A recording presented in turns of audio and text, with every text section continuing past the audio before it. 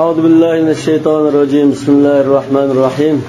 الحمد لله رب العالمين والعاقبة للمتقين ولا عدوان إلا على الظالمين والصلاة والسلام على سيدنا محمد وعلى آله وصحبه أجمعين. اللهم علمنا ما ينفعنا وانفعنا بما علمتنا وجعلنا من الراشدين آمين. أما بعد، قال المصنف رحمه الله تعالى: قال: ويصف الرجال ثم الصبيان ثم الخناثة ثم النساء. namozning saf tizilish tartibini bayon qilyapti. Biz jamoat bo'lib namoz o'qigan holatda qiladigan ishlar ustida to'xtalgan. Bu namozda saf tuzgan chaqda safning tartibi qanday bo'ladi, shuni bayon qilyapti. Oldida erlar turdi. Undan keyin sabiballar, undan keyin xunsa kishilar, ya'ni qo'shnilar, thumman nisa va yasuffu rijalu desanlar bo'ldi, yoki va yasuffu rijala desanlar imma xunum dastlab erlarni tizdi, undan keyin sabilni, undan keyin ma'lum degan ma'noda. Saffa degan so'z saffal qawmu desanlar to'g'ri chiqadi. Saffal jaysha, saffal qaidu al jaysha desanlar mutaaddiyalat to'g'ri chiqadi. Undan keyin birinchi bo'lib erlar tizildi, undan keyin sabiylar, undan keyin qo'shnilar, undan keyin ayollar, undan keyin sabiy qizlar. Shunama namozda mushtartibda turish mustahab. Sabiy qizlar shu ayollarni keyinda turdi. Maktabda bayon qilinadi lekin. Amma ar-rijalu faliqawlihi sallallohu alayhi vasallam liyalini ulul ahlami minkum. Asli bu hadis Sahih Muslim'dagi hadis. Liyalini minkum ulul ahlami wan nuha degan. Yalini ana mening aqlim tursin demak. Sizlardan mening aqlim eng aql, fazilatlik, isilla, bilimlikli tursin demak. Bu Sahih Muslim'da Abi Mas'ud radhiyallohu anhudan rivoyat qilgan hadis. Qala kana Rasululloh sallallohu alayhi vasallam yamsahu manakibana fi as-salati ويقول: استووا ولا تختلفوا فتختلف قلوبكم ليلني منكم أولو الأحلام والنهى. أحلام نهى ديام أقل ديام ماندا. مثلا بعد دستا سفهاء الأحلام حدثاء الأسنان ده بكالدوغا خوارج نصده. يعني مكة مشركلرمو رسول الله صلى الله عليه وسلم İslam'ını taqatqan çağlıda bu yusaffihu ahlamana degan. Yani bizning e'tiqodimizni, ideyamizni dötki chiqarib, bu Allohdan g'ayriga ibodat qilish ahmoqlik da'vatidir degan ma'noda. Nuha, nuhiya ko'pchilik deylar. Nuhiya deganmi, yani al-aqlun nahi. Yani kishini ma'ni qilma deb to'sadigan aqlni demakchi. Ba'zi ulamolar ulul ahlam deganni al-balighun al-uqala deb izohlaydi. Thumma alladhina yalunhum. Undan keyin undan tuan turdiganlar, summallazina yalunhum, undan keyin ulardan tuan turdiganlar. Bu hadis yana Sahih Muslim'da Abdullah ibn Mas'ud radhiyallohu anhudan kelgan. Wa amma as-sibyanu fali hadith Anas, as-sabilaninki erlarning aqib turdiganligining dalili Anas radhiyallohu anhuning hadisiga asosan dedi. Anas radhiyallohu anhuning hadisi yuqorida bayon qilgan أقامني رسول الله صلى الله عليه وسلم واليتيم وراءنا وأم سليم وراءنا ديان أشريس. يعني سيد البخاري دا وصففت أنا واليتيم وراءه والعجوز من ورائنا ده. Hazreti Anas'ın rivayeti delil dedi. Bu Hazreti Anas'ın rivayeti ayollardan burun sebiballarının turduğanlığı delil. Lekin sebiballarının erlerinin turduğanlığı delil bulanmaydı. Çünkü Resulullah'ın keyinde erlerinin sebebinden birisi olab, onundan keyin sebebini ayrım bir sebep kılgan bolsaydı, bu delil buldu. Lekin Enes radhiyallohu anhu bilan yetim bala, yetim degan şu, men mata abuhu ve huve lem yeblughul hilm deymiz. Aşı bala balag'atga yetishdan burun, biz so'rab ketgan narsid bo'lsa, balag'atga yetmagan bala bo'lsa yetim bo'ldi. Cho'nglab bo'lmasa yetim bo'lmaydi. Lekin bu yetim balalar hozir Enes radhiyallohu anhu birga turdi. Enes radhiyallohu anhu o'sha chaqda sabiy bo'lgan bo'lsa, bo'ldi o'xshash. Sabiyni bir sap qilib turgan bo'ldi. Va so'ng aksi yo'q. Enes radhiyallohu anhu baligh deb qarsak, bir sabiy balalar baligh kishi yani balıqlardan sabiylar bulab qilib urun baka olib qolsa birinchi sapda shuni to'ldirib billa turdi degangami dalil chiqdi.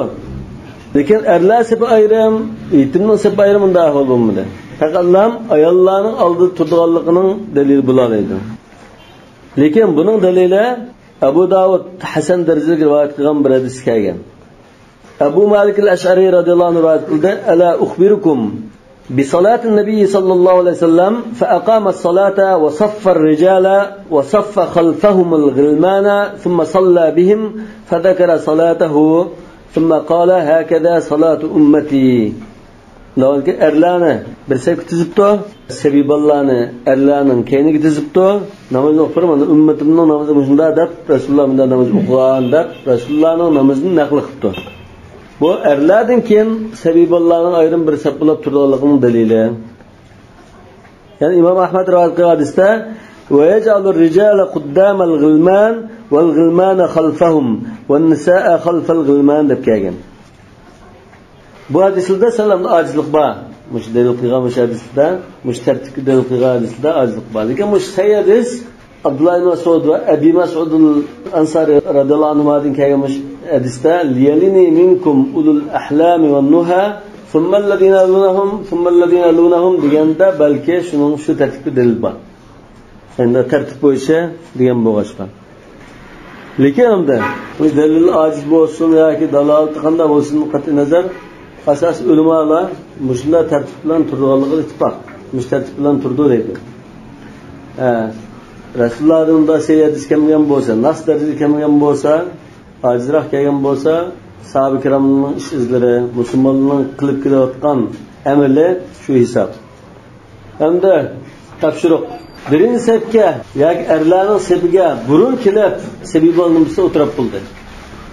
Namozga azan chiqqan chog'da, azan chiqsin burun kelib o'tirdi, egalladi o'rinni. Egallagandan keyin, ana bu cho'ng hojam keyin takbir tushirishga yaqin kirdimi? Kirgandan keyin u bolni kam chiqa aqida, aqsabga chiqirsa bo'landi yoki chiqirib o'tamamdi uni. Chunki bu burun kirib egallab qo'ygan o'rindan. Chunki har odam o'zining majlisiga haqli degan hadis bor. Sahibul majlis ahaqqu bi majlisihi. Bir odam kelganda qo'pirib turashu. O'shini bahs qilib kelanglar, topshiriq. Lekin topshiriqlar hozir qila olib qolibdi. Wal ihtimali kawnil khanata inata. Endi nima uchun xunsala sabilardan keyin turdi desak, chunki bu xunsa ya'ni maqsad qilg'ini al-xunsa al-mushkil. Sizlar mushkil deb qo'ysa, mushkila dedi. Mushkil desanglar, uqolmay qoldigan nima bo'ldi? Mushkil desanglar boshqa. Mushkil, al-xunsa al-mushkil ahvolni uqulolmaydigan. Ya'ni har ikki a'zo bor buni degan. Erlik a'zam bor, ayollik a'zam bor. Tanasul a'zosi har ikkisi bor degan gap bor. Diqqat qiling.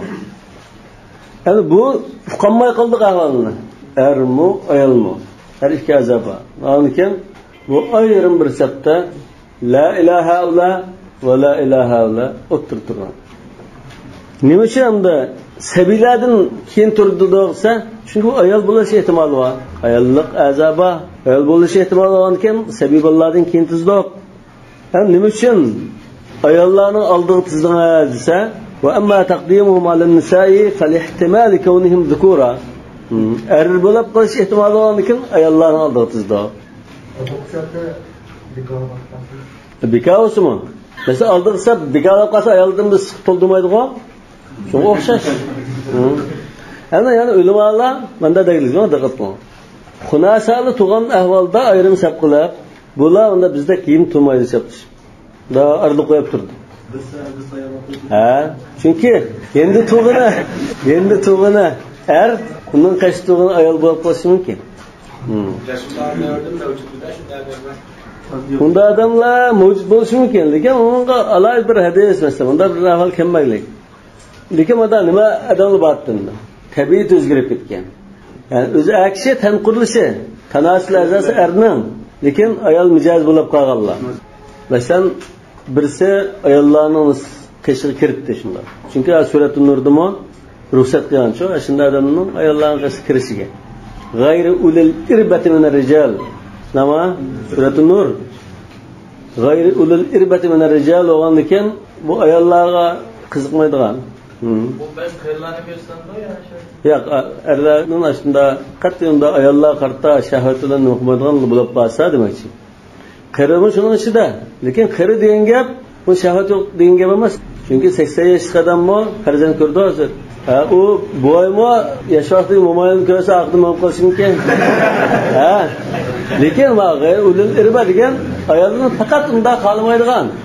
Shunda kishidan bizsa ayollarni qashib kirib, uni qilgan bizsa Taifni fath qilishning oldida Makka fath bo'ldi-ku. Bir sahabaga qilgan gapi Rasulullohga aytgan. Agar ayta yoki shayximda siz Taifni fath qilsanglar, falanning qizini qo'ldan bermagan. Fa innaha tuqbilu bi arba va tudbiru bi 80 degan. Bizning sifatlar bu. Yani buna kirishgan qiz, yani shu tatbiq qilsanglar, shu qizga erishgan degan ma'noda gap qilgan ekan. Rasululloh bu qat'iy sizning orangizga kirmasin ma. Chunki o'zi, mesela o ayollar diqqat qilmaydigan bo'lsa-mu, lekin ayollarning qashi kirib, ondan ko'rgan ahvolni erlarga so'zlab turgan bo'lg'achqa, yana kirmasin degan. O'zgarib bo'lib qolsa, bu hamda o'zi aslida yaratilib, ayol o'zgargan emas.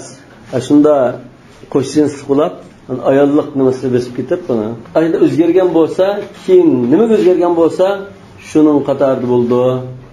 Shu kishi qilsa, operatsiya qilib, erga o'zgargan bo'lsa, erlar qatorida turdi.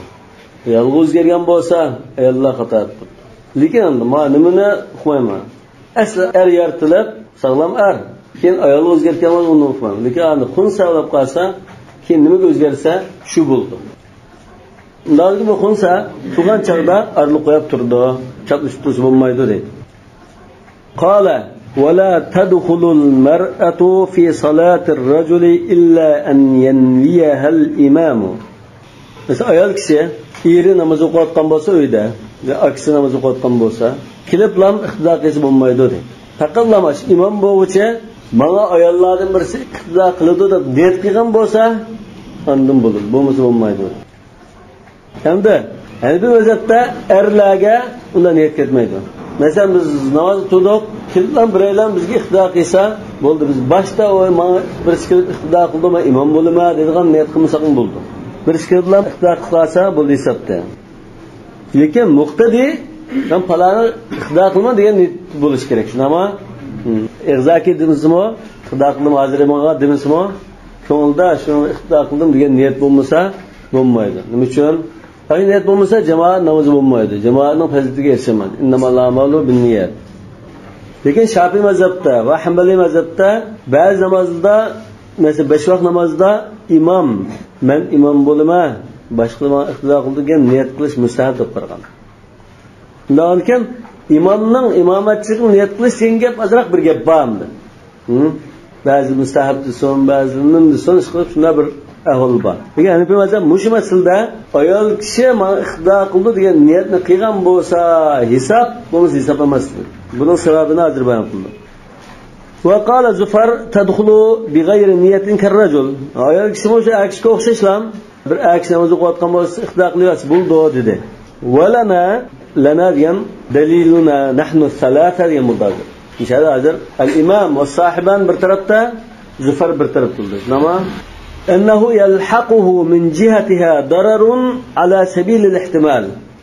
Aş imam yalnız o'qiyotgan kishi keyin ayol kishidan bizsa iqtido qilib qolsa unga azroq bir ziyon zahmatga uchrab qilish ehtimoli bor. Qanday ziyon? Bi an taqifa fi janbihi fatufsida salatahu. Bi an taqifa fi janbihi fatufsida salatahu yoki fatafsuda salatuhu desak bo'ldi. İqtido qildim deb kiribman, beqini kelib tursa, erning namozini bu ayol buzitishi mumkin. Chunki Hanifiy mazhabda ikkalan bir namozni o'qiyotgan bo'lib, ayol yandan tursa, erning namozi buzib ketadi degan qoida bor. Undan keyin bu ayol yana kelib turib qolsa, erning namozini buzitishi yoki erning namozini buzib ketishi mumkin. Undan keyin fakana lahu an yahtariza an zalika bi tarkin niyya. Lekin mening namozimni buzayotmisan, buzammisan hech kim. Men namoz o'qoy, namozimni salomat o'qib olay deb puxtilmoqchi bo'lgan kishi qanday qiladi? O ayol kishi ixtido qilmaydi deb o'zidan unda ayrim niyat qilmay, ayol kishi menga ixtido qiladi, men imom bo'lgan niyatni qilmay, men yolg'iz namoz o'qidim deb shu niyatidan turaversa, bundan ishi namoz bo'ldi. Lekin ayol kishi kelib, ixtido qilib, aqib turgan bo'lsa, chataqroqdan deb mazhabtimi? Lekin endi tursa, buzutib qoladi. Ash ehtimollik bo'lg'achqa biz namozimizni puxta ado qilishimiz uchun niyatul imom shart deb qo'ydik men dedi. Ya'ni bir bunda qo'g'dash chambirkidan hosil qilib oldik hozir. Mening namozimni ayol kishi kasini buzutolmaydi deb puxtalab qo'ygan bo'ldik emas. Ayol kishidan buzilganda? Ha, ayol kishidan buzildi. Keyin daxmat ko'kshi bo'lib qo'yamiz. Sizlarga o'xshash. Qo'yganam taqdirda ayol kishi. Ayol kishi bo'lganda to'g'an kunimizda ayol kishi. Ha, imom menga ayollardan biskil ixtido qiladi, men imom bo'laman degan niyatni to'g'ri qilsa bo'ldi dedi. Endi o'qsin buzildi. Lekin niyat qilmasa, endi kelib o'qigan bo'lsa buzolmaydi. Ha, endi kelib o'qsin buzolmasin deb, niyat qilish lozim desak, niyat qilmay o'qigan taqdirda endi kelib men ixtido qildim desam, jamoat bo'lmagan ekan, ikkisi o'rtaq namoz o'qimagan ekan, buzolmaydi dedi. Bu chaqda ayol kishining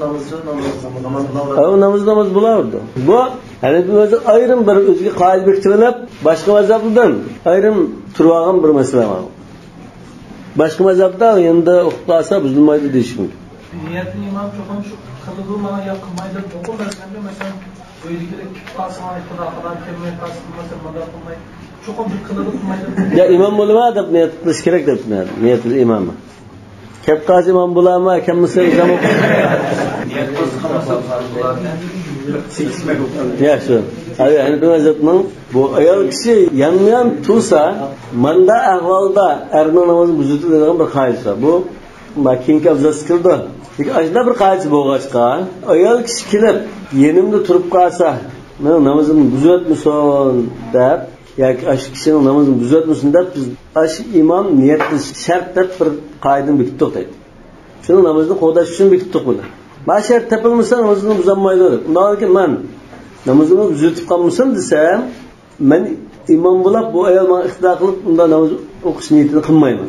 Qilmagandan keyin men yolg'iz o'qigan kishi bo'lib o'qiyversam, u ayol beqidim kelib turib qolsa, u o'ziga namoz o'qigan bo'ldi, men o'zimga namoz o'qish kerak, o'rtaq namoz yo'q, mening namozim buzilmaydi dedi.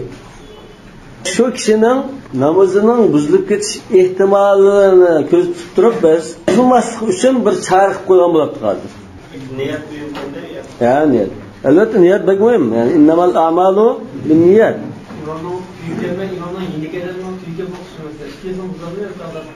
Yendik adamning buzildi. Imomning buzilmadi, yendik adamning buzilishi kerak. ayol kishi xillashqanda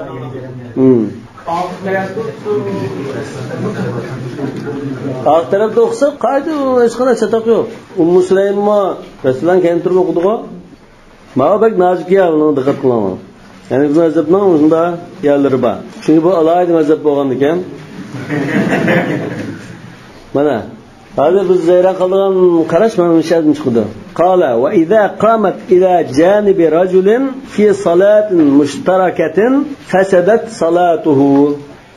Bir erning yinida turib qolsa ayol. Ash ikkalarining namozi bir namoz bo'lsa dedi, mushtarak ikkalani tang o'qiyotgan. Ya ikkalan bir imom iqtido qilib o'qibdi, yoki ayol musha erga iqtido qilib o'qibdi, bir namoz bo'lsa, billa harakat qilayotgan namoz bo'lsa dedi. Mana diqqat qiling. Ki ayrim o'qigan namozni mandatunda sang bo'lmaydi. Va salat mushtaraka bo'lishi kerak degan bir shart bor. Bunda bo'lib qolsa fasadat salatuhu. Erning namozi buzilib ketadi deydi. Val qiyas aslida bu nima buzilib ketadi degan gap nishonchi qiladi. Qiyas asli buzilmasi lozim. Shunama la tafsuda. Yani alla tafsuda demak shu. Val qiyas la tafsudu kama la tafsudu salatuha. Ayolning buzilmagandek erning buzilmasi lozim aslida. Ana bu qiyas nimadan iborat? Asli buni shahvat masalasi deb qarsak, erda ayolga qarta shahvat bo'lgandek, buning namoz buzildi deb qarsak, ayoldimi erga qarta shahvat bor. Asli ayolning buzilishi lozim emas. Qoida. Nima? shahvat ikki bir-biriga qarta bor. Erlar ayolni xohlaydigan, ayollar erdan faqat xohlamaydigan yo'q. Bunga qiyosda har ikkalarning namoz buzilishi lozim. Buningda ham shahvat bor, uningda ham shahvat bor. Lekin hozir erning buzildi, ayolning buzilmaydi deb turib oldinglar demoqchi. Mishada vel qiyas deb kelib qolsan. Qiyas mandatni biz qiyasdan ammoq deb kelib qolsalar mana bu mazhabda. Bu nima deb ataymiz? İstihsan deymiz. Qiyasni tashlab, yo undan kuchliroq bir qiyasni tutish yoki hadisni tutish istihsan deb atiladi. Ana bu mazhab. Boshqa mazhabdagi istihsanlar sal boshqacharoq. Masalihul mursalani istihsan deyish mumkin. Lekin bu mazhabda tarkil qiyas li dalilin aqwa degan bo'ldi. Buni usul fiqhda o'qiysan. Vajh qavlina nima uchun qiyasni tashlatdingiz desa, bizning dalilimiz annahu taraka fardal muqami li'annahu ma'murun bi ta'khiriha. Huquq erning qo'lida bo'ldi emasmi? Ayolni keynida tug'ishi lozimdi. Ayol kishini aqlida tug'izgan deb buyurgan kishi shu yerda dedi. Akhiruhunna min haythu akharahunna Allah. Wa huwa al-mukhtas bil amr dunaha. Hozir xitob ayol qilmadi, erga qilinadi. Ham imom shu yoki ayolni boshqarishi lozim. Va ayolni bunday tug'sa degan shariatning bor. Fatafsudu salatuhu. Undan keyin hozir xitob qilingan kishi bo'lgan ekan, xitobga amal qilmagan ekan, namozing buzilib ketdi deymiz ekan. Bu ana bu mazhabning qarishi ekan. Yana bir tarafdan bunda deyish mumkin. Aqlda tutqan degan gap oldiga chiqib o'qigan degan gap bo'libdi. Ha? Va oldiga chiqib o'qigan buyruqni tutmadi desak bo'ldi. Nonkan ayol hozir o'zi namoz qoidasi bo'yicha turdigan o'rinda turmay, tuz bo'lmaydi degan bir o'rinda turgan bo'ldi. Buni kim tug'izdi? Tug'izdi. Nonkan o'sha javobgar bundan nima ekan? O'sha mazhabning dalilimi shu. Kallamizda o'ssin, o'tmasin. Namozni boshlab qo'ygan kishimiz shunday keyin qo'shlash narsa shu vaqtda boshlagan chog'da birga turgan bo'lsin, keyin kirib turgan bo'lsa, hali keyin kirib turgan degan gap yo'q. Birga o'qib qolsa dedi. O bayatim unda kelib qolsa demoqchi. Oldiga chiqsa bir qadar ish qadam olib ham namoz joiz bo'lib ketadi. Yo'q, uni aytsa masalan, bu odam hozir jamoat bo'lishi mumkin.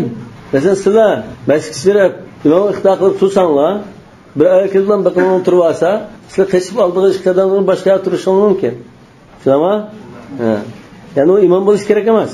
Agar imom bo'lgan taqdirda imomning qashqadan turib, imomning oldiga mavqesi bo'ldi. Aşağı ayoldan cemaat bo'lgan, ayol aqib tursa. Mesela imomning keyin boshqa jamoat bor. Unda jamoat bo'lgan taqdirda aqiblikning namoz buzilib ketadi. Taqib turgan jamoatning. Shu ayol kishi shunda ya tarixni sundirib turgan, ya namozini buzib turganini qila oladi. Mesela Şafii mazhabida dedi-ku, ayol kishi tutsa dedi. Shunga Şafii mazhabidagini ayollari hali tarixni chiqamiz. Shunda islom tarixlarini sundiribmi deb qo'rqdi ekan. Ana bu bunda qarashda yana bir hadisga chetishlik bo'lishi mumkin. Namozdan oldida ayol kishi o'tib qolsa namoz buziladi degan rivoyat bor-ku. Masalan, mururul mar'ati val kalbi val himar kishi o'tib qolsa namoz buzildi degan rivoyatlar bor. Hazrat Oysha inkor qilgan bo'lsa-mu, boshqa bunday rivoyatlar bor. وإن قامت في الصف أفسدت صلاة من كان عن يمينها ويسارها وخلفها بحذائها. Erlarning sepining ichiga kirib olsa, bir erlarning sepi bor ekan. Bir ayol kiriblan buning orasiga ham kirib olibdi.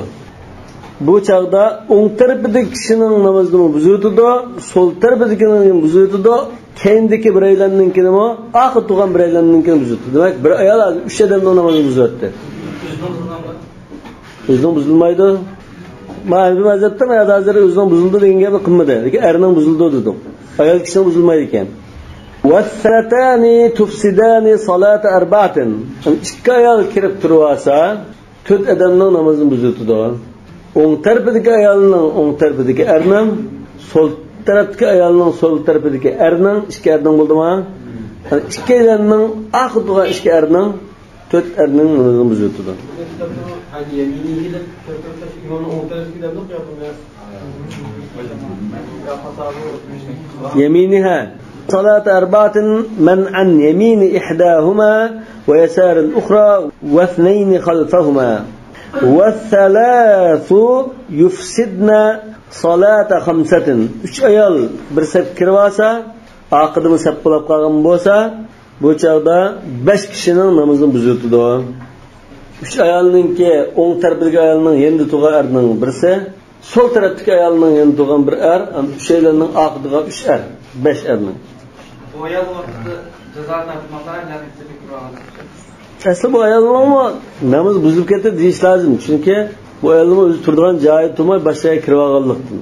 Bayatinga yuqorqi ta'lil bo'yicha unda bo'lish kerak aslida. Lekin Hanifiy mazhab buzilmaydi debdi.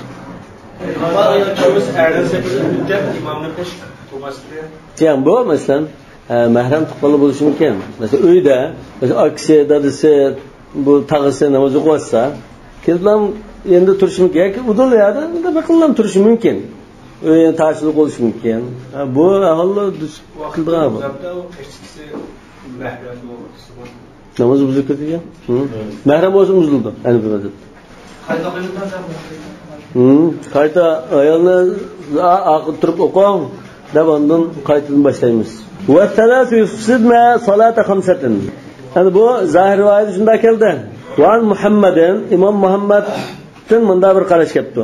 3 ayol erlarning sipi kirib qolsa, yufsidna salata thalathatin ila akhir as-sufuf. O sontuğa ishkaylan, beqindagi ishkaylanning namozini buzdimi? Yuqori qarashga o'xshash. Lekin bu 3 aylan aqib turgan, maqsad 3 aylanning namozini buzdi. Aqib 10 saplab qolsa, 10 sapdagi 30 odamning namozini buzdi dedi. Yaxshi, Masjid Haramda o'zlari bo'lganlikdan, bak qiyin bo'lganlikdan unda tartib bilan turish, o'limalar bunda ruxsat degan. Xususiy sababidir. Ila oxir sufuf, eng oxir qadar dedi. Masalan, keyinda 20 saf bo'lib qolsa, 60 odamning buzutdi. Va huwa as-sahih al-mukhtar ala qawl Abi Hanifa. Va Abu Hanifa rahmatullohi alayhining qarashi bo'yicha desak, mushqarash to'g'ri qarash bo'lib chiqdi dedi. Va kaza an Abi Yusuf fil mar'atayn. Ikki ayol kirvagan ahvolda Abu Yusufdan shunday qarash kelgan. Ya'ni ikki ayolning keynida 10 saf bo'lib qolsa, 20 kishininkini buzutdi deb. Buzuldukmi yo'q? Ha, ash ayolning aqib turgan ishkaylarning ikkidan. Sizdan aqib turgan kishi u ayolning bexabar bo'lsinmi? Balkamda ya bu namozning tartibini buzganlik jihatdan deyish mumkin. Bu bir taraf. Ikki inson da ayol oldida turib qolsa, bo'lmaydi deganlikdir.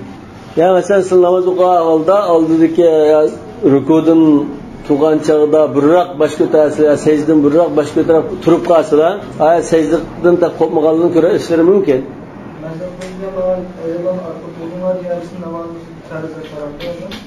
Hozir mushu masalada farzlab qarabdi. Aslida tartib mustahab bo'lish kerak. Ayollar oxirgi qolgan safdan o'rin to'lamiz. Shu udulda tug'anligi buzildi demoqchi. Buni shu mustahab deb qarab, lekin ayollar masalasi xususiy bo'lganlikdan oxirigining buzilib ketdi deyish kerak. ولو كان النساء صفا تاما فسدت صلاة من خلفهن من الصفوف. Eğer ayollar ayrim bir saf tashkil qilgan bo'lsa, uning keynida erlarning saflari bo'lib qolsa, butun safning namozi buzilib ketadi.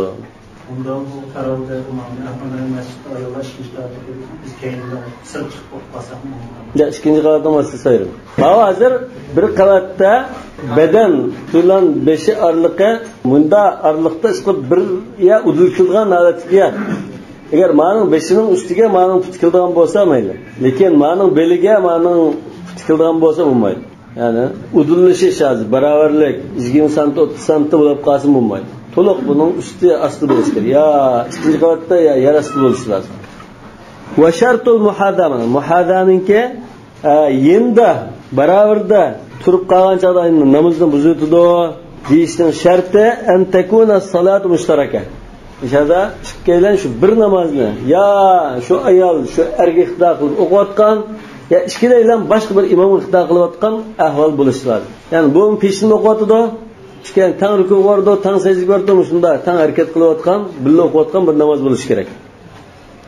Agar billa o'qigan namoz bo'lmay endi turib qolish makruh. Farz namoz buzib ketmaydi. Va an takuna mutlaqa. Yani mush namozning mutlaq namoz bo'lishi lozim. Mutlaq degan ikki xil ma'noda. Birida namozdan digil bo'lgan namoz bo'lsa deydi. Buningda nima chiqib qoladi? Salatul janoza, sajda tilova va shunga o'xshash sajda shukr masalan. Shunda namoz digil olmaydiganimda, bir tarafda namoz digil oldi lekin bunda muqayyad holatda ism bor. Ayrim atilgan ba'zi namoz chiqibdi. Lekin mush nafl olsun, farz olsun, qazo olsun namozdamdoq deymiz.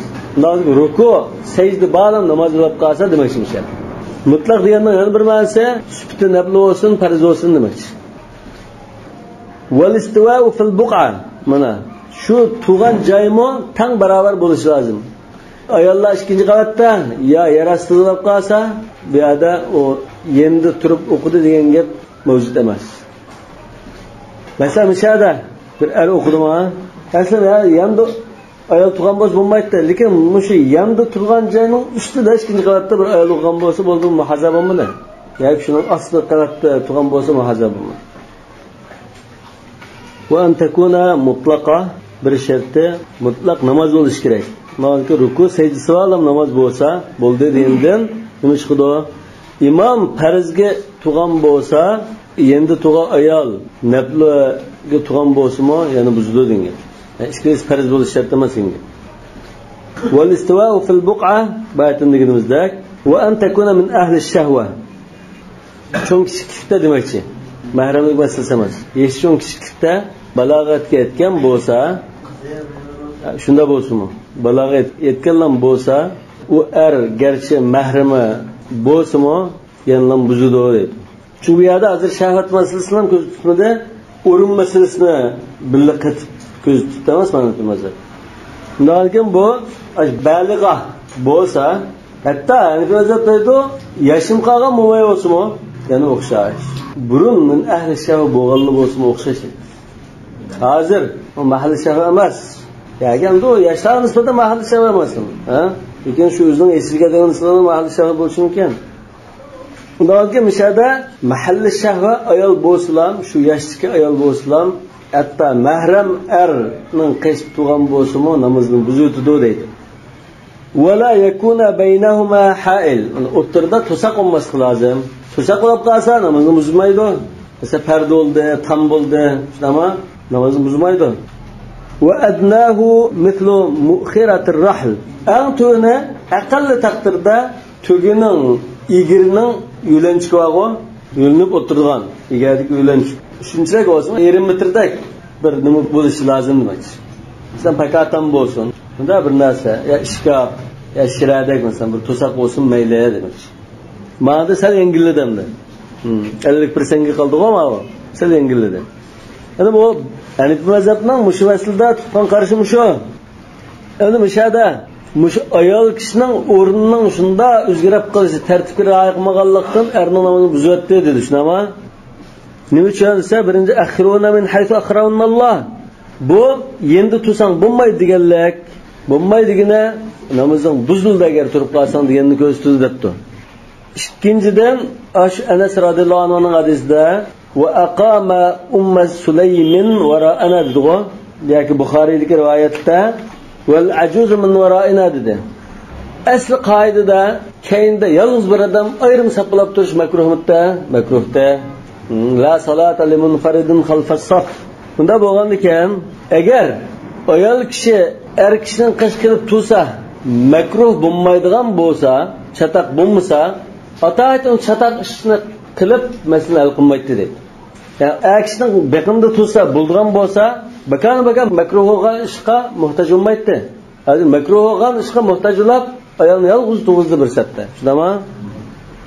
Unda bo'lganda keyin bu yerda makruhni tanlaganligi endi tursa namoz buzildi ekan degan ma'no chiqdi shunda.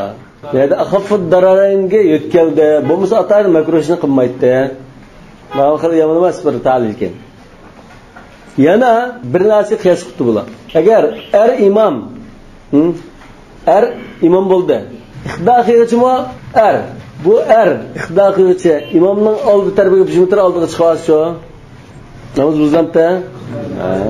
Ham yerda iqtido qilgan buzilishi mumkin. Lekin namoz buzildi degan bir ish bo'ldi hozir. Bir o'rinning u ham bo'lib ketishidan namoz buzilib ketdi anim. Undan keyin mishada biz bu yerda ayolga demaymiz, chunki ayol xitob qilmagan, erga xitob qilgan. Hozir ham shu o'rinning ustida ra'y qilmoqlikdan xuddi imomning oldiga chiqib olgan erga o'xshash namoz buzilib ketdi. Asli sunnat nimatta ayol kishi erning keyinda turish. Kishi imomning oldiga chiqarsa, shu chiqargan erkishni o'zini buzilgan bo'ladi. O'zini buzdi. Demak, hozir bu yerda endi buzilish bor. Lekin bu erkish muxotab hozir. Erkish muxotab. Lekin ayolmi asli ayolni muxotab deymiz. Ya'ni ayolga shu joyingiz turing, oldiga chiqamang degan xitob boshingdimi? Ya'ni bu mazhab aningda bu boshquruvchi erdida, yerda iqtido qiluvchimi shu muxotab deb qaradi, shunda bir qiyos qildim. Dal tushunasizmi? Lekin bir xil qiyos qildi. Lekin namoz buzilib ketish degan gap bormi? Bor. Agar namozingiz makruh bo'ldi, lekin hisob dedimi? Demadi. O'rinning bu ham bo'lib ketsa namoz buzilish kirib chiqdi, o'sha namoz buzilish kirib chiqdi. Garchi yerda hozir namoz buzilganning nimasi o'xshash bo'lmasa-mu, lekin namoz buzilish degan bir ish bor demoqchi. Imomning buzilsa, bu mazhabda keyin turgan hammaning buzildi. Lekin hozir iqtido qilish ma'nosi endi turib qilish, iqtido qilish masalasi emas. Boshqa imom iqtido qilgan holatda yondan turishni ko'rsatdi. Muqtadi bilan birga turishni ko'rsatdi. Ya'ni jumhur ulamolar nima deydi? Hanifi mazhab bilan farqi, ayol kishi erning yonida turib olsa makruh. Namoz buzilmaydi. Ayolning buzilmadi, erning buzilmadi. Hanifi mazhab erning buzilib ketdi deganda shu ayrim o'zining ko'z qarashini o'ttirib qo'ygan bo'ldi. Farq shu. Erning buzildi, ayolning buzilmaydi deganda, masalan, ayol kishi iqtido qildi ashunga. Iqtido qilganki, bu iqtido qilmoqchininki buzilib ketgan bo'lsa, buzilgan narsa iqtido qilsa, uningki endi turib qolsa, endiki adam buzildi. Bu endiki adam imom bo'lish shart emas. Siz jamoatlar namoz o'qitdilar, imom iqtido qildi. Siz yollar kelgan bir ayol turib oldi, sizni buzilib ketdi, imomning buzilmadi. Agar imom bo'lib qolgan taqdirda, abi ham duduqqa birinchi masalada ayolning buzilib ketish ehtimoli bo'lg'achqa biz ayol kishi iqtido qildi degan bir niyatni qilish kerak. Agar niyatni qilgan taqdirda yana yeni kelib turib olsa-mu, yana buziladi. Ammo keyinda turib qolsa buzmaydi. Ana bu shartni nima uchun qo'ydik? Bunda bir shart bo'lgan ekan, bu kishi hozir buni iqtido qilsin, niyat qilmadi-ku, o'qsam bo'lmaydi deb buldi qilish mumkin degani. Oldinda listak bir ish. Hozir tushunmagan endi aksiyon buzilishi ham tushunadi. Lekin ayol kishi ham shu buzul iqtido qilgan bo'lsa, ayol kishi niyat qilganda, o'sha aksiyon men iqtido qilgan niyat qilib, aksiyonni buzildi. Aksiyon buzilgandan keyin bu ayol iqtido qilib o'qiydi bunga. Aksiyon buzilib bo'ldi. Ayol kishiniki buzilgan hanafi mazhabda Ağaçtan ustiga qurmaydi dediq-ku, buzib bo'lgan narsani jamoatimiz bo'lmadi bu yerda. Jamoatimiz degan gap bo'lmadi. Hozir o'sha elni o'z oldiga o'qigan namoz, yolg'iz namoz bo'lamdi.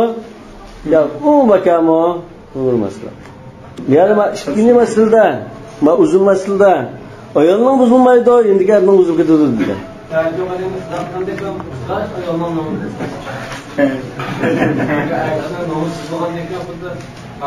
Ya jamoat namoz bo'lmaydi. Nega u ayolning o'z oldiga yolg'iz namoz bo'lamdi? U ayolning o'zining tartibi bor. Bo'lmasdi. Yana bir nimasi kishi niyat qilsa, ayol kishi niyat qilmasa namoz buzilmaydi. Niyat qilmasa yaratildi. Niyat qilmasa buzilmaydi, to'g'ri. Niyat qilmasa buzilmaydi, niyat qilmasa yana bir ayol kelmasa buzilmasa o'qilmas bo'ladi. Niyat qilmasa buzilmaydi, chunki bular ikisining namozi boshqa. Mushtarak namoz buzildi degan. Nima? Ikkisi ayrim-ayrim. Bu ayol hozir ana iqtido qildim deb o'qidi. Jamoat bo'lanmaydi bu deydi. Bu o'zining oldiga namoz o'qitdi, bu ilm buzilmadi. Bu ilm o'z oldiga namoz o'qitdi, jamoat degan narsa mavjud emas. Yani la tadkhul fi salatihi dedi. Erning namoziga qatnashamaydi dedi. Niyat qilgan taqdirda qatnashamaydi. Nasıl yoga vaktimizde ayol kishi erga zakıldığı için şu erna o neyse ruhsatını gerek. Aldın mesela aşında bir nima bulaşık lazım. Hani müşünni kıldıysa aşında yeni kılıp namazı kılmışsın ben. İhda kıldım da, yerim ihda kıldım da, bakın kılıp namazı kılmışsın. Aşında aşkın bolsun aldığınız için biz aşında niyet şart gelini bekitip koymayız. Bu ayol mu? Şu yerim niyet kılgan bolsa andı ben kılıp tutsam boludu, bolmasa bolmaydı deganken o tüyoqsiz kılıplan endi tura olmaydı. Lekin baştan tartib turmoqchi bo'lgan bo'lsa, buni uqqan ekan, xotin sizlar aqlingda turinglar deb to'zib qo'ydi dedi. Ben bunlara tushundim. Bu murakkab. Ayol kishiniki vaqtida agar ayol kishi ashdan namoz o'qigan bo'lsa, bu ayol kishining vaqtidagi niyati iqtido qilish.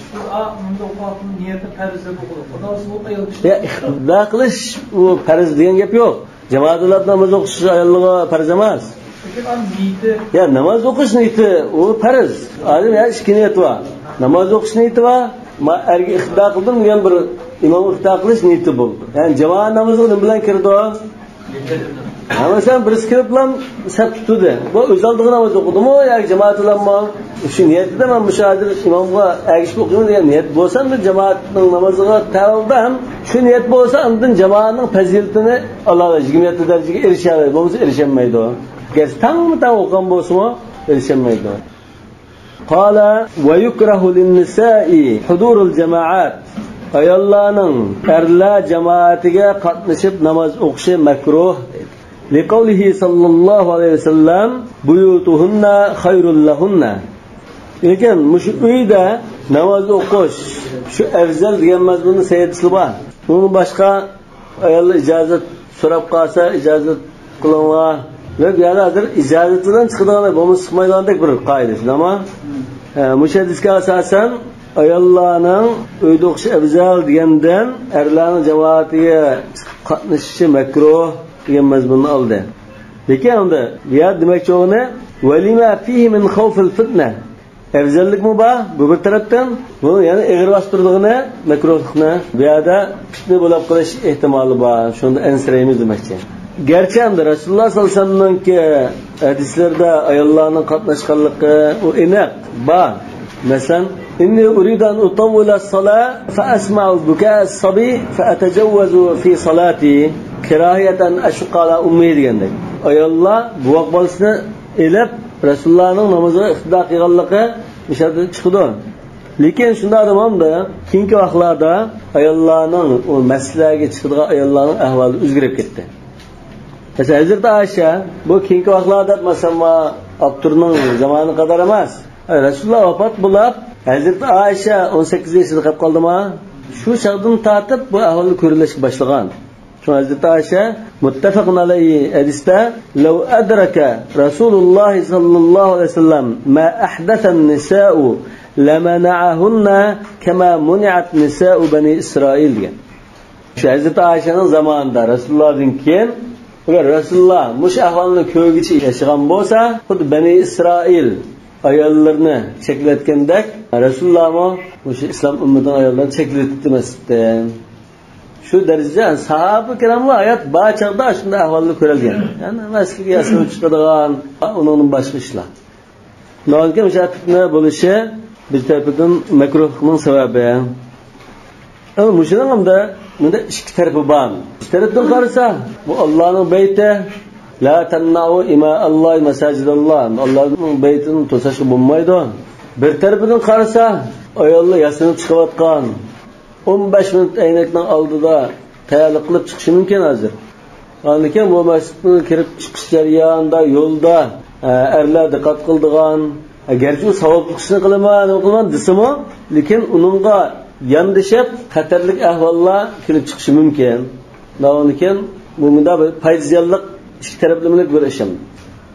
Va hada fi shawab maktabda makruh bo'lishi yosh ayollar qarta debdi. Bil ijma. İmamlarımızın icma bilan makruh bo'ldi. Yani icma mishada Hanifi mazhabdagi 3 imomning ittifoqini ko'rsatdi.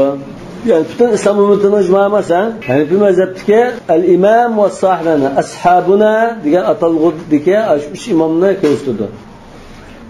أما العجائز فيخرجنا في الفجر والمغرب والعشاء ما يشنقا ayollar Mumbaylar Bamdatda Shamda vaqtdan qarango chaqdagi namozlarda chiqsa bo'ladi debdi imom shunda debdi va qala ikki shogirdi yakhrujna fi salavati kulliha li wuqu' al-amn min al-fitnati fi haqqihinna Mumbaylar qarta yashimqa ayollar qarta unda fitna bo'ldigan ish bo'lmagan ekan kunduzda chiqaversin bo'ldi debdi valahu an imomninki dalili yashimqa ayollar kunduz chiqsa bo'lmaydi makruh bo'ldi deganning dalili أن الفساق ينتشرون في الظهر والعصر فاسق kişiler pişem ve asr muşunda gündüzün namazlarda koşularda tarqaydı ve fil magribi yashtagiluna bil asha sham bo'lgan chaqda kech tamoq yeymiz deb uyda geçirkitdi ve fil fajr vel asha yakununa niyama bamdatulan xutanda uxlayotgan holatda bo'ladi bu anda imom Abu Hanifa rahmatullohi alayhining yashagan davrida shu Kufadagi ahvol bo'lishi mumkin. Peki hazır xutdan Şam vaqtlarida ko'chalarda aylab yurishi mumkin pastlar. Va likulli saqitatin laqita. Mesela har qanday birsi yaratmay tashlatgan narsani yaratib oladiganlar bo'lib qoladi deydi. Mesela bu qirim olmaykan deb yoshlardan birsi diqqat qilmay ketsa, bu oydan birsi aqli bo'lishi mumkin. Va tuyuru ala ashkaliha taqa degandek. والمختار في زماننا ألا يجوز شيء من ذلك لفساد أهل الزمان. Yani bizning zamanımızda, yani bizning zamanımızda demiş Abdur'ның zamanında, yani 700 yıldan buraq, yani 750 yıldan buraq çağ. Bizning zamanımızda yaş olsun, qiri olsun, hech qanday durus emas, yani hammasi makruh demakchi. Yaş olsun, qiri olsun, ayollarninki masjidga namoz o'qishi makruh. Lifasad ahli zaman zamanimizdagi shaxlarning buzilib ketganligidan nacharligidan va tadahuri bil fawahish zina fahisha ashunda nashayin ishlarni uçqashkara qilib yuradigan bo'lib ketganlikdan tattatmaydigan bo'lib ketganlikdan lekin bu masalada bundan baytligida ikki taraf bor hozir Hanifi mazhabning mush qarishi bo'yicha boshqa ishlardimi shunga rioya qilib islom shariatiga rioya qilib bunda mansa masjidga chiqmang desak bo'ldi. Ammo boshqa ishlarda islom ko'rsatmasi bo'yicha mangmay bozorga xolgan chiqib yasinib qatnab yursa ayollar uni to'smaymiz. Shunama bozorga chiqib aylanib shiraydi-ku to'smaymiz. Restoranlarga borib o'tirib keldi to'smaymiz. Faqatla masjidga boradigan chaqda bo'lmaydi deb to'sasa yana bir guruh chiqib qabristonlarga borsang bo'lmaydi deb oxiratni eslaydigan, o'limni eslaydigan, axloq yaxshilanadigan bir ishni to'sib olsa, biz hamma ishga ruxsat qilib, faqat yaxshilik tarafi bo'lgan ishni to'sib qo'ygan bo'lib qolamiz. Shunga agar to'sab olsa, shu behuda sirtqa chiqish, ko'chalarda yasinib yurish, restoranlarda o'tirish, ko'chqandash, ashun hammani to'sayli. Masjidni to'sayli.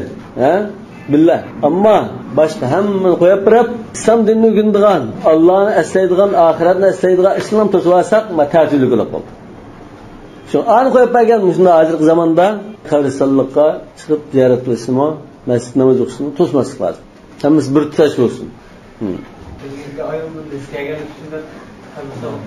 Ya qabristonlik kelgan nas u ayollarning qabristonlik chiqishini cheklagan nas emas. Bir hadisda la'nalloh zairatul quburida zairat yoki zavvarat bu sigat mubalag'a yoki sifa doima deymiz zairat degan nisbatimi davomli qabristonni ziyorat qilib turgan ayol degan bo'ldi yoki qabristonni ziyorat qilg'aq ayol degan bo'ldi. Unda normal ziyorat qilib turish cheklangan ish emas. Rasululloh sallallohu alayhi vasallam bir qabrning tezi yig'layotgan ayolning qashiga kelib o'tib ketib qolgan chog'da sabr qiling dedi. Desa, mening beshim kelgan bo'lsa, sen bilding deb Rasulullohni tanimay qo'pol gap qildi. Sahobalar kiromlar Rasululloh gap qilmay ketgandan keyin, "Voy bu Rasululloh unda gap qildingiz" desa, "Voy men tanimabdim" deb keyin orqadan yugurib borib, Rasulullohning hujrasida u qarovulmi yo'qdi. Kelib, "Voy qapimizlar, men sizni tanimabdim-a" deb uzr aytgan bo'ldi. Shu chaqda qabrini ziyorat qilsangiz bo'lmaydi degan gapni qilmadi. Nima sabr anda sadmatul ula dedi-ku. Bundan boshqa Rasululloh sallallohu alayhi vasallam zikr kechida Hazrat Oyshaning yenidan sug'urilib chiqib qarong'ida mangdi. Mang'anki Hazrat Oysha boshqa ayolning birisining Rasulullohning ayollari ko'p bo'lgan ekan, boshqa ayollardan birisining qashqa chiqib baramdiki deb aqidinda chiqib marab baqdi. Marab baqqan chaqda aqida mangsa Rasulullohning masalan Hazrat Aisha hozir Rasululloh dafn qilib o'jirsa, Baqiyaning orliqqa 300 metr kildi. Shunami? Shuncha orliqan. Rasululloh Baqiyaga chiqib, ikki qo'lini ko'tarib, va ikki qo'lini ko'tarib degan diqqat qilinglar. Mama o'rindan boshqa qo'l ko'tarsa bo'lmaydi tur. Shu Baqiyasi ikki qo'lini ko'tarib duo qildi. Duo qilishda yenishiga Hazrat Aisha Rasulullohning yong'inini ko'rib qolgan, abla shabla oqiga yugurib palash mangdima mang'aniki Rasulullohning qarasini ko'rib qoldi. O'zlariga chesa Hazrat Aisha yetib oldi, lekin asrab chenib qoldi. Chenib qolgan batin birisini qarasini ko'rgan siz o'xshamansiz ya Rasululloh unda. Sizga yo'shig'li bo'lmaydi. Biz yo'shisaqmi Alloh taolo bizning yo'shig'imizni sizga xalq qo'ydi. Men ko'nglimga shunda boshqa o'yli kelib, qarshi ayolning qashi shirkitligida marab chiqqanda degan chog'da Rasululloh yaqin Jibrilning qashini kelib, shu Baqiyaga chiqib, sahobalarga duo qilgan deb buyurg'achqa, men chiqib duo qildim. Sizmi chiqib duo qiling deb Hazrat Aisha chiqib duo qilgan. Buningdan boshqa u qabriga ziyorat qilish to'silgan. Hatto to'sqan degan bir nima bo'lsa-mu, keyin Rasululloh nodida kuntu nahaytukum an ziyaratil qubur ala fazuruha degan ayollar xitobmish. Fa innaha çünkü illat nima tudakkirukum bil axirah. Erlarga oxiratni eslatadigan, ayollar eslatmaydiganmi? Har ikkisi o'xsha eslatadi. Shundan ekan, ayollar jig'zar qilib, yoki boshqa bir nima shakllantirmasa, qabrisallohchisi bo'lar, chatoq. Shundan ekan biz Allohni eslatadigan, qabristonlik bilan din o'qitadigan va jamoat duo tilovat qilgan, islom tabliğini anglaydigan masjidlar to'silib, boshqa butun nimaga qo'yib bersak, bu ta'til bo'lib qoldi. Asmandan to'smay, ani to'sash lozimda. Endi ularni to'smagan ekan, ma'ndan to'smadi. Foydali bo'lgan narsani to'sma deymiz. Bu xas qilib unda aytgan shunda qilsa balki bidat deyilishi mumkin. Ulamolar cheklaydi. Qala wa an yusallina jama'atan. An bayatan qilsa erlarning jamoatlarga, masjidlarga erlarning jamoati qatnashmaslikda. Hozir ayollar o'zaro faqat erkak yo'q, ayollar ham xas jamoat bo'lib namoz o'qishi makruh. Va an degan mishada shu makruh deganga qaytadi. لأنها لا تخلو عن نقص واجب أو مندوب. Çünkü ayollarning jamoati, ayrim o'qigan jamoat namozi cho'qim bir kamtuk babiningda deydi. La takhlu an naqsi vajibin. Bir vajib kam bo'lib qolishi mumkin. Aw mandub yoki mandub yo sunnat mustahab ishlar cho'qim birisi kam bo'lib qoladi. Kam bo'lashdan xoli emas. Fa innahu yukrahu lahunna al-adhan wal-iqama. Çünkü ularga azan to'lash va takbir tushirish makruh. Buni ko'pincha mazhablar azan to'lash makruh deydi-ku. Takbir tushirish makruh. Shafiy mazhabida makruh emas desimi, lekin Hanafi mazhabida makruh. Va taqaddumul imami alayhinna. Yana ayollar jamoasi bo'lgan ahvolda ayol imom kendiki ayollarning oldiga chiqib, erlarnikidek 1-2 metr va 2 metr, 3 metr mesela oldiga chiqib, unda o'qishi makruh. Yani ayollar jamoat bo'lib o'qiydi deganlarmi? Makruh bo'lmaydi deganlarmi? İmamı onda aldığı çıkıp demeydi.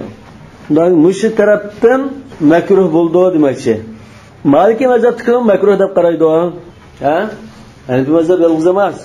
Maliki mezhep tıkılın makruh deydi. Maliki mezhep tıkılın makruh deyişi başka bir taraftan. Bula imam bulaşının şartı er kişi ulaş lazım. Er bulmasa imam deyin gap mevcut emas.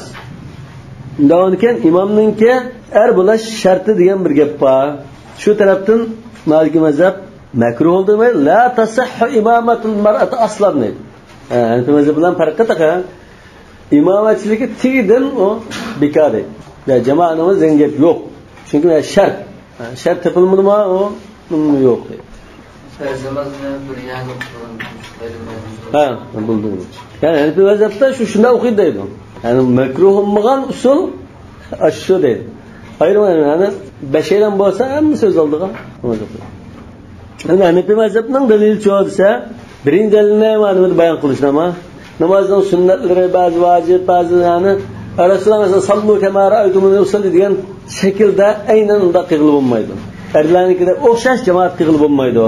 Chunki unda azan kam, yo binas kam, yo ulli qiroat qilish kam bo'lib qolishi chunki erlar anglaydigan yo bo'lib qolsa.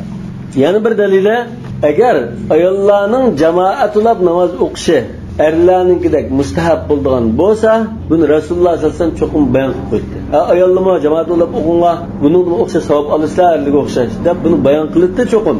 Bayon qilgan bo'lsa, bizga naql qilib yetib keldi. Buni bayon qilmaganlikda buning makruhligini, mustahab emasligini hech bo'lmasa mustahab emasligini ko'rsatdi. Buningdan tuvan, buningdan kichik ishlarni bayon qilib qo'ygan-ku. Mahali joyida gapimda. Yani ayollarni rag'batlantirgan ahvol bo'ldi. Siz uyangizda namoz o'qisanglar, hamma unda ayrim o'qimanglar, biraylar imom bo'lsin, yoki sho'nroq imom bo'lsin, jamoatning fazilatiga erishsizlar, 27 daraja olasizlar degandek gapni qilibdi. Bunday qilmagan ekan, bu mustahab emas ekan degan gap chiqdi, aqalli taqdirda.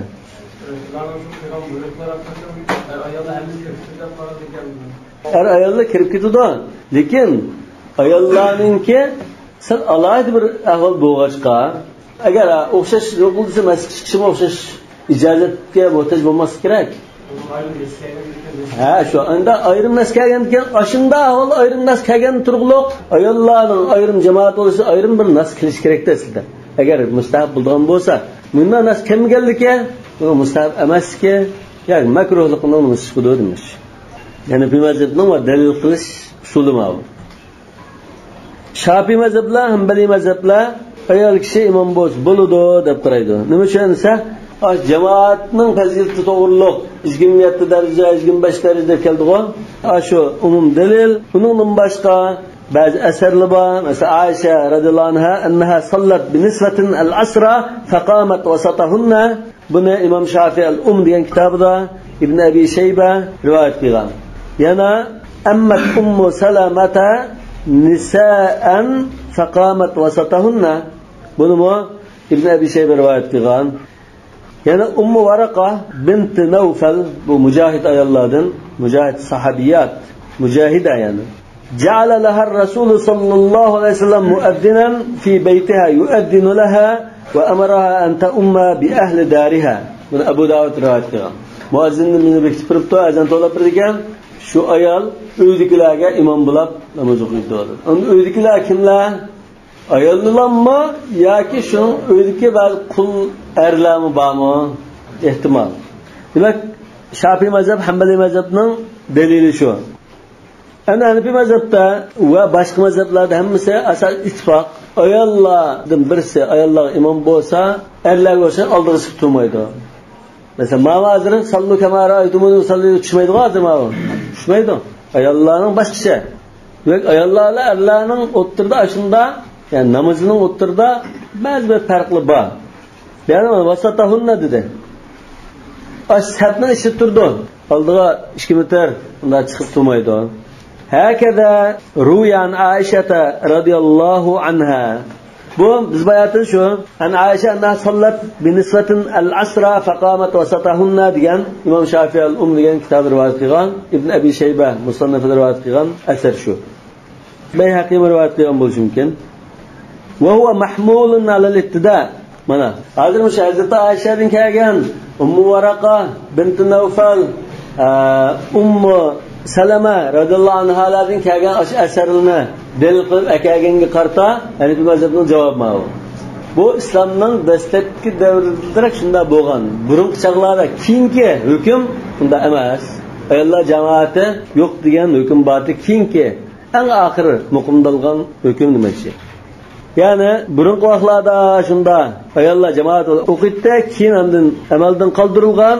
Balki Hazrat Aisha, Ummu Salama bular ayollarga imom bo'lib o'qishda balki ayollarga o'g'itish uchun shunda jamoat bo'lib o'qigan bo'lishi mumkin. Ya shu xato turiblam o'qiydi ekan. Yani sabtdan chiqmagan holatda. Tang turar ekan. Yoki endi bakni o'qiysak bir qadam oldiga chiqdi deymiz. Imomning boshqaning farqlanishi uchun. Bo'lmasa shu sabtning ishidanmi?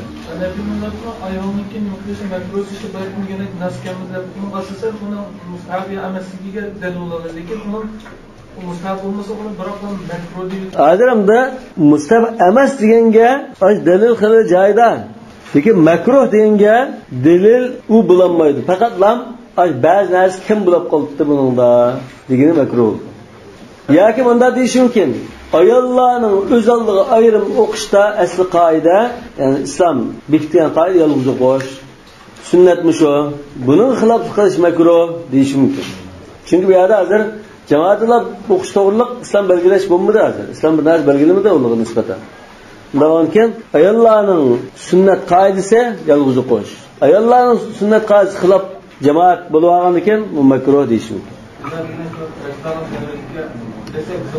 Burun chaqlar, ya'ni hozir bu mansxulab ketgan chaqlar demakchi. Halalitda. Fi bidayatil islam demakchi.